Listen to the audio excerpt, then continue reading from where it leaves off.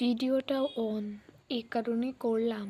এখন গতকাল রাতে আমি আমার পড়া শেষ করে, কলেজে পরীক্ষা চলছে তো রাতে একটু বেশি সময় পড়তে হয়, তো পড়া কমপ্লিট করে হঠাৎ মাথায় একটা কবিতা এলো, তো সেটা চটজলদি খাতায় লিখে নিই।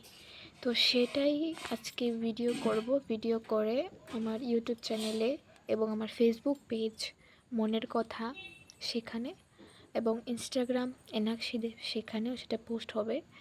তোমরা যারা যে প্ল্যাটফর্ম থেকে আমার ভিডিও দেখো না কেন, যে কোনো জায়গায় পেয়ে যাবে। যারা আমাকে ফলো করো তাদের উদ্দেশ্যে জানিয়ে রাখি, আমার ফেসবুক পেজের নাম মনের কথা, ইউটিউব চ্যানেল এনাক্ষীদেব, ইনস্টাগ্রাম এনাক্ষীদেব এবং ফেসবুকের মেন আইডি সেটাও এনাক্ষীদেব। তো তোমরা এই 4টা জায়গায় আমার ভিডিওটা দেখতে পাবে।